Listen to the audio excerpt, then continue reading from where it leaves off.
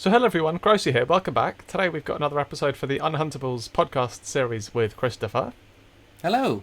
Today we're looking through 20 pence coins. I've just remembered that I'm pretty sure a couple of weeks ago I suggested that we put an annotation on the screen which has... You suggested? You are such an idea thief. It was my suggestion to do that. And I think I remembered to do that last week, but in the event that I didn't, then so be it. But they will be on this week, and if I don't remember this week, then so be it. 5p rotation errors, annotations, all these ideas are all your ideas, aren't they? Jeez Louise. But yeah, we're going to be continuing the conversation from on Christopher's channel.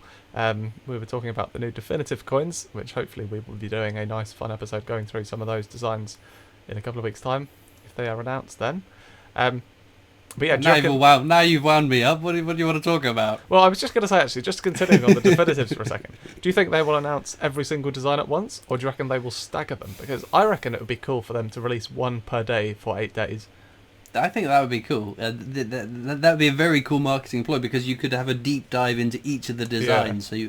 And we'd all spend the day looking at the penny and going, "Oh, isn't this pretty? Isn't this lovely?" Yeah. And then the next day the 2B, "Oh, this isn't as good." And maybe trying to guess after you've seen a couple of them what the others might be, if there is any link between them. I think, to stagger them. Because if they all come out at once and they're all just there, it's like, oh, well, 2 minutes. Yeah. You just look at them and then it's done. I think that will be the way that it's done. But if anyone of the Royal Mint watches Grosey's videos, then that would be a much better way of revealing the definitive coins rather than whatever you've got planned. Definitely. I could just see them just, pop it. It'd be like an advent calendar. How exciting would it be? Yeah, that would be fun, to be fair. Yeah, starting with the penny and then working their way up. Yeah. Yeah. Talk to the designer. We don't know who designed them either yet. That's true. Or the designers. It could be multiple designers that created them. Imagine they just done a public competition and we just didn't have any idea. Oh, could you imagine? The last year and a half they've actually had a competition, and you, I, and the rest of our viewers haven't even noticed it. It's totally gone over our head. We'd look like a right bunch of donkeys if that was the case. But I guess you could argue that the fact that they are including the penny and 2p, does that secure their status in circulation or as legal tender for the next fair while? I don't think that is. I think even if they demonetised it, would they still make them? No, because they don't do the halfpenny anymore.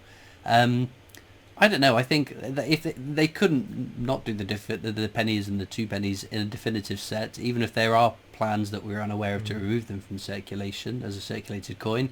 I obviously hope that they don't, because I need pennies for my world record. Yeah.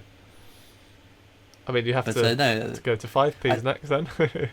Exactly, yeah. Hunt through 5p's more often. It'd be 5 times more expensive to beat my world record. I know.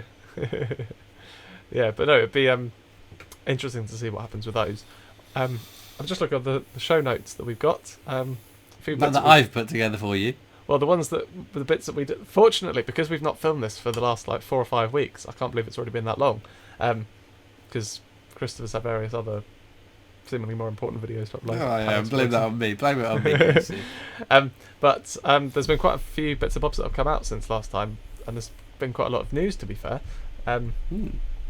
Well, the first one I could say that I've got in my hand now is the Lion, the Witch and the Wardrobe 50p coin. Yep. I'll hold it up to the camera, as you can see. It's not going to focus, but trust me, it is a Lion, Witch and Wardrobe.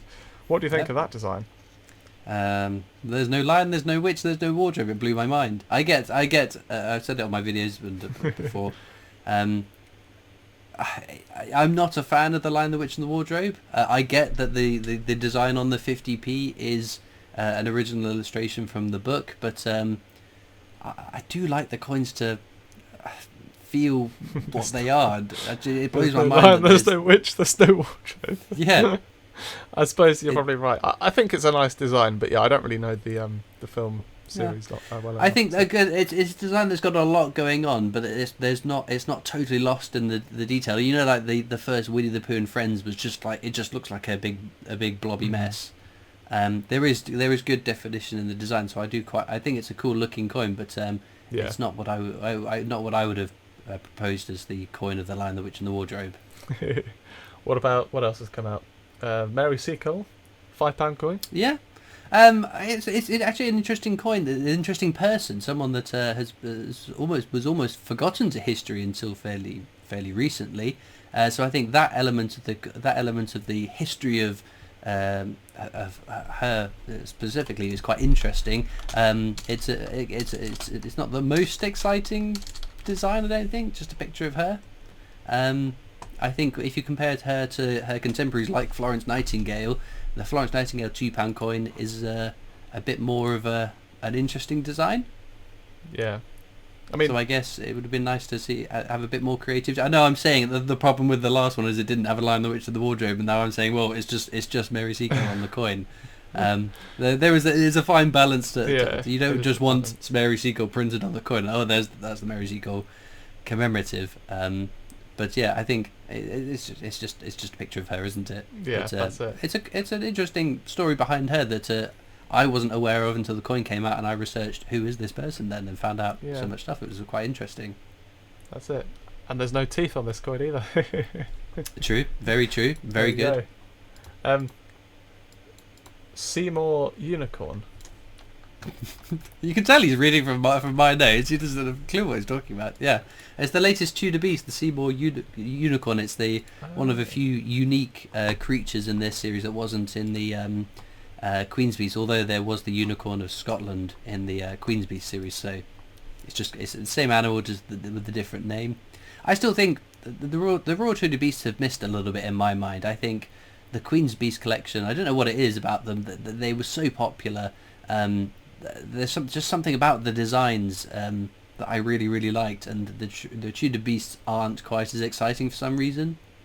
Yeah, I don't know whether it's just a case of the same thing as what happened with the Beatrix Potter 50p's. The first year, first series was a smash hit, but then the next time it was sort of done and dusted, if you like. Yeah, but I still like the designs, other than the one where he's going under the fence, because it doesn't work. It doesn't look like. I don't think it works when it's not in colour, because you can't figure out what's going on with it. But it might just be a case that if the Royal Tudor Beasts had come first, I'd be saying the same thing about the Queen's Beast. Well, we've already seen these, really. They're not too exciting, but yeah, I don't know. It might be that the designer, it's different design. Obviously, Jodie Clark did the Queen's Beast, and David Lawrence is doing Tudor Beasts, but I don't think they've landed as popular. They're not as successful as the Queen's Beasts have been. Yeah, I've just looked at the design now. They all look quite the same, though. I guess that's just what the actual sort of creatures are, though. Well, you got to think that these creatures, these beasts, are passed down through hundreds of years of our monarch's history. So lots of the creatures are going to be the same because they were passed to the Queen through the royal lines. I mean, without remembering the specific designs off the top of my head, they all seem fairly similar as well. But again, that sort of is what it is. Yeah, I think the Seymour Panther is like the only unique creature because there's no Panther Queen's Beast. Yeah, that's interesting. And then Darth Vader Emperor. I've also got that coin in front of me. You've got that coin in front of you, wow. I do. It was that and the Lion, Witch and Wardrobe 50p arrived to go into my flip album. Yeah? Are you sending in to get graded? No. That's a surprise. No, I must admit, it was one I'm getting more and more anxious about this coin set, because the C3PO and R2D2 50p worked because they're robots, they're just shapes, whereas human faces can be tricky to portray, especially in that small detail in a coin. And the Emperor's face, I think, is the human face in this one, and I think it works. I quite like the colour version a bit more. I think it just defines the details of the coin. I think it looks a little bit better. But I still think that the version without colour still stands its own. Yeah, I think it's a nice one. I still think it would have looked better without saying Star Wars at the bottom. Oh, for crying out loud, we've had this conversation. I know we've had it, but that is more than just a logo. That is the essence of Star Wars. That ba-doom, it shoots onto the screen, and then you go into the crawl. That is a part of the Star Wars. It's not just the brand. It is the essence of the franchise in the stylized design of the wording. Yeah, but they don't have it on the Beatrix Potter 50p's. Yeah, because Beatrix Potter didn't start with that great big fanfare and Beatrix Potter at the start. Anyway, we could agree to disagree on that one. If you were a Star Wars fan, you'd understand what I meant. It is more than just it's not just the Audi rings for the car manufacturer or the BMW logo. It is more than just there's more to that Star Wars text than just oh, that's the brand. Fair enough. And then new Bond series, The Decades. Have I seen that? Yeah, I think it's a 7-coin series that's coming out, 6 celebrating all decades of the different decades of Bond. Because obviously Bond's been going for a fair old while. How many James Bond actors can you name, Grosey? We know you're good in your general knowledge. The only one I could possibly think of is, and his name's completely gone, the one that did the thing with the Queen for the Olympics. Daniel Craig. Daniel Craig. I know his name is Daniel. Yeah, Daniel Craig. Apart from that. Oh wait. Was he James Bond? Who? Was he Doctor Who? No, I think he was Doctor Who actually. Right, sorry about that. My camera just stopped recording then. He had to go Seacole. Google who's played James Bond. No, Go on then. What it was was, your really random was- thing then? So what was really random was in the series All Creatures Great and Small, the character Tristan is played by somebody who was, I think he was Doctor Who actually, not James Bond, but they sort of blur into one. Hang on, I've got to.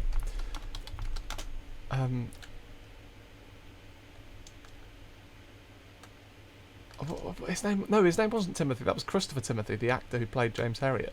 All Creatures Great. This makes for fascinating watching, Grosey. I know.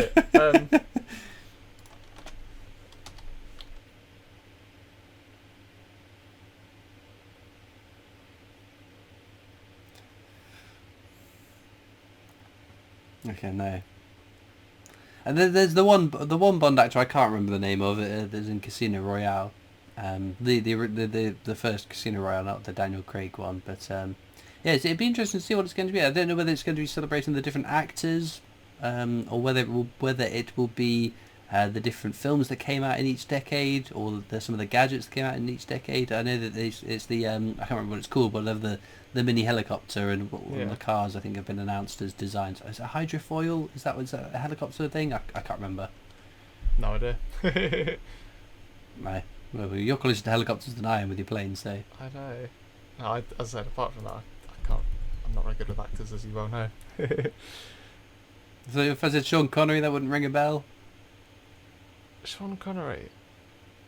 You know who Sean Connery is, Grosey. Come off. Maybe. I don't know. I wouldn't commit to it. And Roger Moore? No, not really. Pierce Brosnan? I might recognise them if I looked into it. If I saw a picture. George Lazenby, I think he did the one on Her Majesty's Secret Service before he got canned. I think that's all of them. That I can remember, at least. No, I don't think so. I can't believe you don't know who Sean Connery is. My goodness. Anyway. Sean Connery. Having to Google Sean Connery, this is outrageous. Yeah, Lost for I don't words. really recognise him. Anyway, that being said, let's get back. You are going to get roasted in the comments for not knowing Sean Connery. Oh. Go on then, wrap up. Well, I'm done with you as well. Thank you for watching. No, not thank you for watching. I'll do that in a bit. What was I say? Yeah, let's get back to the 20p's. Right then, so we found one 2008, which is sort of slightly lower minted, but not really. And then the star find is going to be Bailiwick of Jersey from 2016. So yeah, hopefully Christopher's only managed to find one or none. Thank you for watching, and see you later. Bye-bye.